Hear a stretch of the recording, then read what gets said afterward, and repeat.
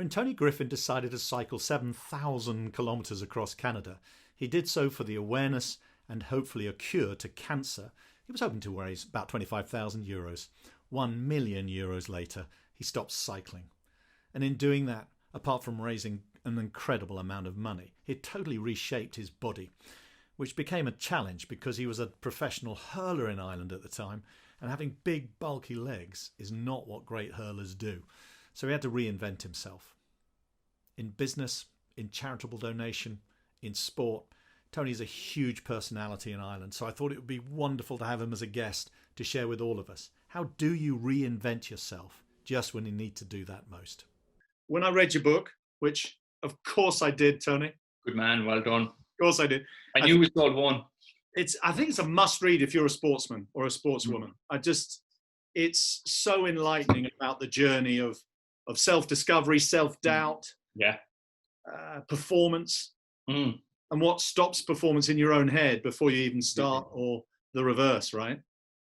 Completely, Mark. Yeah. And it's funny because I didn't realize at the time, but it was a book ahead of its time because it came out in 2010.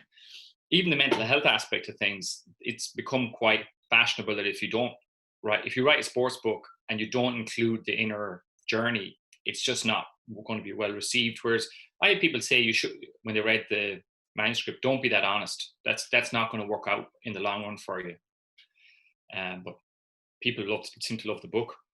Well, I did, and I think I did on a number of levels. But because I am a sportsman, passionate about sport, it resonated for me hugely as a sports person, but also as a coach. You know, there's stories about the coaches that totally inspired you and those that, restricted the team, not through ill intention, but maybe through some old-fashioned style. Yeah. Kind of got in the way. Completely. Yeah. And what surprised me about the book, Tony, was the end, because screaming at the sky suggests frustration. And it's the last line in your book. And actually, it's an expression of joy, isn't it? Yeah. Release. Yeah. So how does that fit into this current pandemic then, in terms of the rest of us? How do we assimilate that kind of self journey that you went on to finally be able to express yourself? What do you think? Well, it's linking the two. There's probably some link there for sure. Like in terms of where that last line came from, maybe to give you the backstory of that, like the whole book started as I wanted to, when my father passed away in 2005, I wanted to spend a year playing hurling full time. And even though the sport gets, audiences of 70 and 80,000 to the games, it's amateur in its, you're not paid. So it hadn't been done that someone did it full time, but I wanted to try and do that. One of my idols at the time, I read everything I could find him, was Johnny Wilkinson. So I would have read about Johnny and said, okay, I want to do what he does, pour yourself into your craft. So when the opportunity came in 2006 to go full time, I grasped it. And I got further than I'd ever got before. And what that led to was going back to Canada. I'd unresolved questions about my father's passing, most probably unresolved, unexperienced emotion around my father's passing. So I came up with this idea, obviously it's in the book, to cycle across Canada. So when I gave my diaries to the chap that wrote it with me, TJ Flynn, who was an amazing partner for that journey to write with, he said, this isn't about a year as a professional athlete. This is about life and death and the bit in between. It's about your relationship with your father. And I've read your diaries and I think there's more in it. So then we together decided to tell a story, which was 4 years of ups and downs, sport, the cycle across Canada, which for me was uncharted territory. Like I can't tell you how frightening it was to decide I'm going to cycle 7,000 kilometers with no cycling experience or no plan as such. But during that year, I had this incredible experience, Mark, where like people would come out onto the road and wait for 5 hours in the rain just to say hello and wish me the best. And then three miles down the road, there'd be a cancer survivor wanting to cycle with me. And so I had this experience. But when it all ended, we'd raised $500,000 in that 6 or 8 months. Like, and this is before Facebook, Twitter, Instagram, LinkedIn, pretty much. So it was like grassroots fundraising. And after that, I found I was exhausted mentally and physically. I was going to these fundraisers where I'd be accepting checks for the hospice my father died in, and I barely had the gas money home, you know. So I was silently struggling, and then, you know, had a breakdown. And I was thinking about this yesterday in preparation for today. I said, what was that? You know, what was that breakdown? I think it was mental and physical exhaustion, but also whatever identity I constructed was falling away. I wasn't a hurler anymore. I found it very hard to go out and play a really demanding, aggressive sport and use motivation of we have to hate these guys to beat. I found it very difficult to kind of narrow down motivation to that simple point. And I think my identity just broke to pieces. And thank God, after maybe 18 months of struggling through that and doing a bit of work with a counsellor, doing a lot of soul searching, I was running in the hills one day and I was on my own. We'd had a few pints the night before, myself and TJ, and we said we have to finish this chapter. Like Random House were screaming at us. And I was just running in the hills, and I just said to myself, that dark period is over. I've come out the other side, and I felt bigger because of it. And I was in this kind of like cavern of a part of the woods, and I just started screaming at the sky. It was a release because I felt like I've made it. I didn't lose my mind. Now, obviously there's other challenges waiting around the corner, but in that moment I thought to myself, I've come through this dark period, like this dark night of the soul. I've come out the other end. So it's just this release. So perhaps the connection to these times is that it's not always easy when you're in the clutches of uncertainty and you're out in this kind of icy pond that could break at any step. But if you just keep taking the next step, just keep taking the next step. And sometimes that's not to move at all. It's just get through the next day. But I do believe that when the breakthroughs come, you do feel like screaming at the sky. And sometimes if I'd known better, I would have given myself that release through the journey, not at the end. You know, miniature little kind of yelps at the sky, as it were. I love that. Yeah, rather than waiting for the big scream at the end. So, yeah, maybe that connection is that sometimes it's okay to be driving around the car and scream at frustration. Maybe that's real, and that lets something else come in behind it. And when I first met you, Tony, it was because of the SOAR Foundation, which is an extraordinary organisation that you co-founded in Dublin, which helps teenagers with their own identity, find an identity for the first time, perhaps, certainly find their voice, yeah, and find an intention in their lives. Yeah. To what extent did your own experience help you to help teenagers in Ireland? Oh, it's such a good question, because I look back and, you know, I look at SOAR and I spent 8 years working on SOAR, but really I was a lifetime preparing for SOAR because, you know, I grew up one of 7 kids.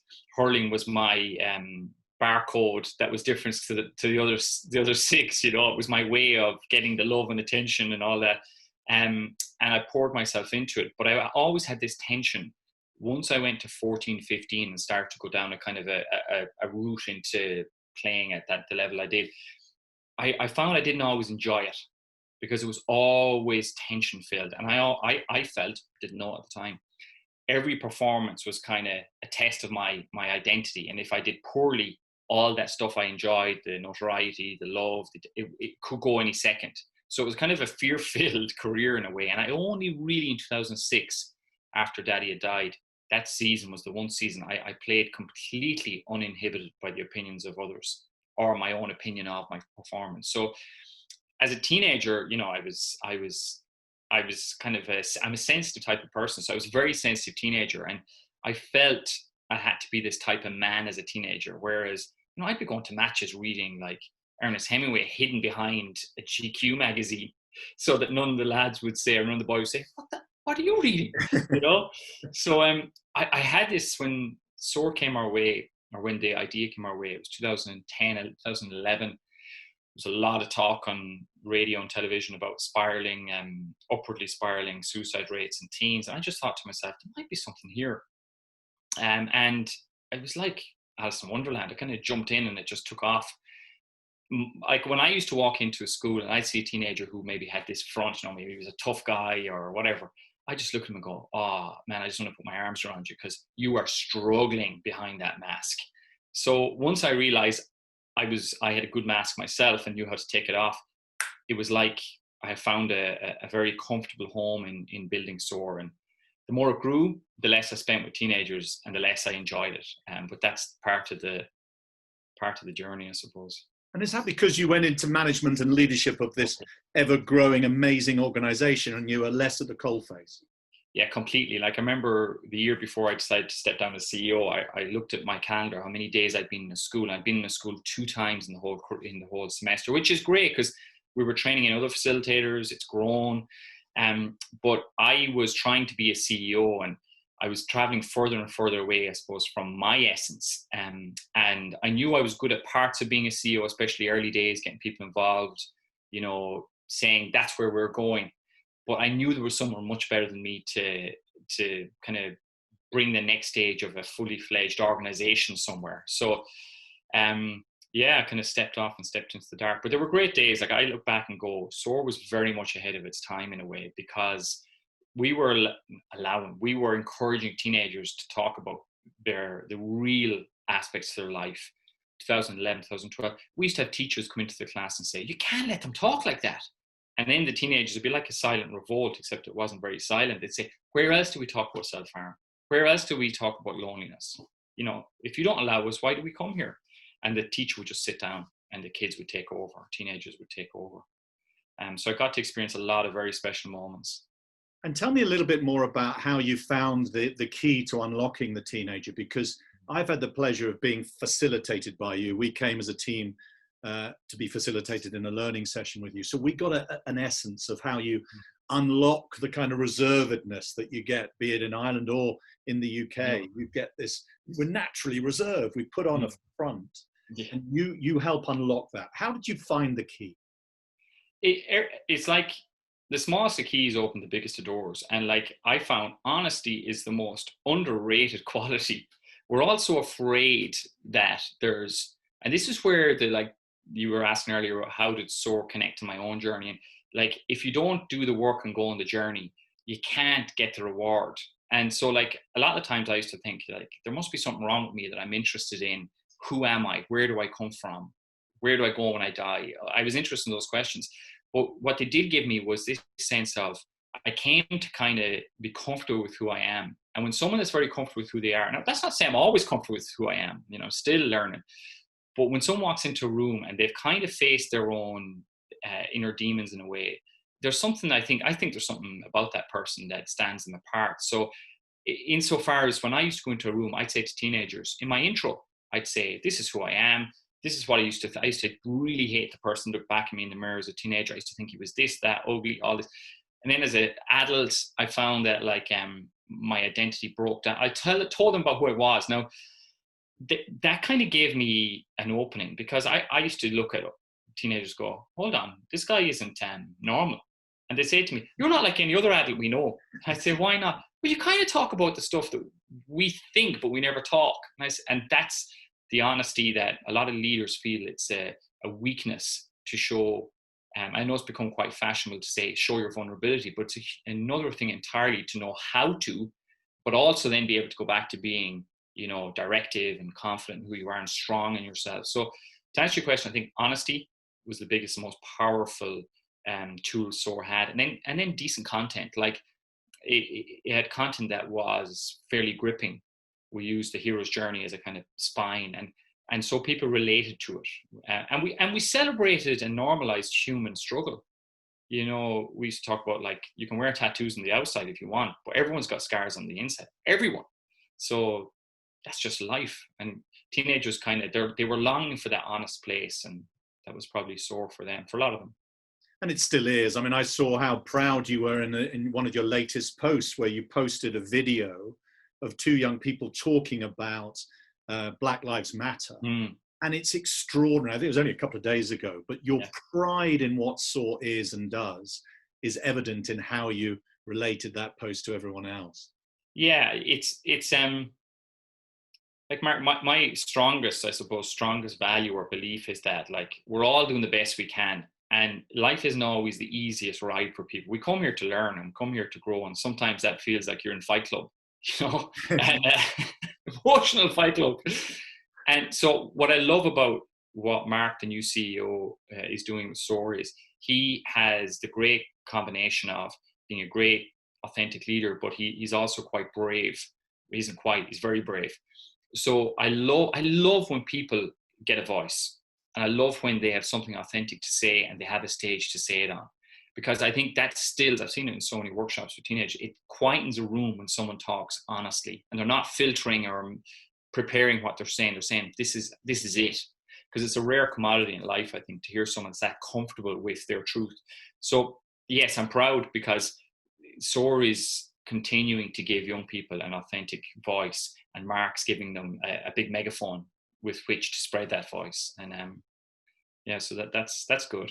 I'm glad you chose the word bravery, because I think it's your restless mind, Tony, that makes you do brave stuff. Like, I've got to do something. I've got to do a ride for the cure for cancer. I'm going to ride 7,000 kilometers across Canada. I'm not a cyclist. And there's a lovely moment in your book where, by some strange coincidence, the first town you're heading to on that very first day is called Hope. Yeah. And you've given up. You've got about 3/4 of the way. You stopped. You thought, I can't do that. I'm not a cyclist. It's ridiculous. And then your sister texts you and says, so proud of you. And she gave you the bravery to carry on, didn't she? Yeah, Rosalind, said thanks for doing this for our father. And you see, like, I didn't get back in time to see my father's passing. I was in Canada studying, and my sister Rosalind called me to say he passed. So I always felt a little bit of regret that I hadn't got back. I still do feel regret that I wasn't there at that moment. So things like that happened. It's funny you say about restless mind. I think what I do have is a very inquisitive, curious mind. And sometimes that's been a blessing. I think it's a blessing because I'm learning how to kind of, it's like a white horse at times. I'm learning to kind of know how to ride the horse. But like I really like non-action at this stage in my life. You know, I think I had 7 or 8 years with SOAR where I was like 17, 18-hour days, got married during it, you know, had a son during that time. So much happened in that time that now I'm really interested in just choosing, I suppose, the adventures a little bit more consciously, because I knew I do have that part that just wants to scale the mountaintop, but I don't really want to go climbing mountains anymore. Yeah, it's kind of internal mountains I'm looking for. So what is the inspiration now? Because you are driven to, I'm going to say, prove yourself. There's an inner, I must do something of value for whatever reason that's driving that. So what's the next big thing? Like we've had a child 4 weeks ago. So my thing at the moment is take care of my family, you know, take care of myself and take care of my family, my wife and 2 sons, so that we have a kind of a solid foundation. When Jerome was born, I was probably quite busy and I was doing my absolute best to be a present father, but at times I was just at the next board meeting. So this time around, I said, I'm really going to be present as much as possible. So I don't really have a big thing as such, because it's so interesting you say it about proving yourself. I think I've spent most of my life trying to prove myself to myself. And the cycle, because I knew it was near on impossible to be able to physically do it, I wanted to try and do it. And then that drive has gone quiet for me, that because I don't feel I need to prove myself as much, you know, to others, but especially to myself. I kind of know what I'm made of. What I'm really interested in is discovery. So at the moment, what the real drive is, I'm really, really interested, and this has kind of come about over years, in spirituality. Now, I've always been quite a spiritual person. You know, I wouldn't be religious as such at all, actually. Would have been raised Catholic, but always had serious questions about the dogmatic side of it. Like, I remember being in secondary school, high school, maybe first year, 14, and asking questions my religion teacher. And for a finish, she goes, look, I don't have the answer. I don't know. Just stop asking me questions. Hated me. So I think I'm now at the stage of my life where, you know, I turn 40 next year, and I'm really interested in some questions of our time around soul, around meaning, around where we go when we die, around maybe our generation's denial of death, and some of the answers that we can have about how to live full, alive lives by understanding that it ends, at least it ends in this life. So I'm curious about that, and I'm following that curiosity quite a bit at the moment. Well, I've got to ask you this question then, because it's very prevalent now, mid-June. The Black Lives Matter movement is very prevalent in everyone's thoughts at the moment. Yeah. And I spoke to a good friend of mine who has an African descent, and I said to her, what should I do? And she said, don't ask people who are of black background. Ask people who are of your background what you can do. So, Tony, I'm going to ask you, what do you think about diversity, inclusion, and about what's happening in our society at the moment? Well, the first thing is I think that everything happens at the right time, at almost like an appointed time for the reason. I don't think globally we would have had the consciousness to be able to even explore that question, especially as white people who don't know what it's like to be black, don't know that, you know, we're born with a certain privilege just because of our skin color. Like I used to hear that said to me and say, I'm not born with any privilege. I grew up, I worked for everything I have, blah, blah, blah. But since this whole thing started about, really didn't start a long time ago. It's just this generation's iteration of seeing each other as each other and each other as ourselves. Like I have a 5-year-old and I've talked to him about Black Lives Matter, and he asked a question like, why don't all lives matter? And I'd explained to him about how, you know, black people and people of African American descent, it's not as easy for them in some ways. And he has a little kid in his school who's black, and he said, but I'm the same as my friend. Like, what? We're not different. If you cut us open, we're the exact same. And kids are great like that. So it's such an important time, Mark. Like, this is our chance for humanity to inch closer to the loving planet, the loving society that all the brave people in the past have fought for and died for. You know, the Martin Luther Kings, the Rosa Parks, and they're all over the world. I think love is hard. You know, love is hard because it challenges us. Anyone that's been married knows love is hard because it asks us questions of ourselves. And we grow as a result of trying to find the answers to those questions. And we've been asked some very hard questions as a people, especially as white people. Say, like, can I, for a minute, realize I need to go away and learn in what ways do I uphold racism? You know, or in what ways do I not see the need of other people in front of my face? So I'm following it so closely, partly because I'm up at 4 a.m. and I'm listening to CNN and American news channels, but also because I just think it's what an opportunity to make it better for those coming behind us. Yeah, I think that's great. And it's great you're talking to Jerome about it. I'm sure you'll talk to Jesse about it in the years to come. Yeah. So what I'm hearing is very much what's important to you now is family, and that's awesome. I also know, because I know you relatively well now, Tony, that the restlessness will kick in. And in terms of Tony Griffin training, what will that look like in about 3 years' time in terms of what it will bring? It's an interesting one, because like up to now, like when I left SOAR, I started doing a bit of work with McKinsey and others, consulting around leadership training, and traveled quite a bit, and then did a bit here in Ireland last year. And it's where that goes in 3 years' time. I'm doing a lot of writing at the moment, so working on a book, and have a follow-up one in the work. So I'm kind of carving out this space to explore the soul consciousness from different aspects. You see, the funny thing is, like, I'm quite an A-type personality. Like, show me the wall, I'll find my way through it, kind of thing. Whereas with this question, like the whole question about where we go when we die, I'm fascinated by. And I think there's a really rational, logical application of some of the answers to those questions for the modern day leader. Because when it all comes down to what we're really after is meaning and purpose. And the young people I would have worked with, teenagers, the companies of the future are going to have that, or they'll go to companies that do. So I'm really interested, maybe in 3 years' time, I want to do a lot more writing. I want to do a lot more research around some of the areas I'm interested in, some of the questions, and then hopefully have something of value to add to the conversation, be that with leaders or be that just in general. But we'll see what that looks like. I think I'll be told what that looks like.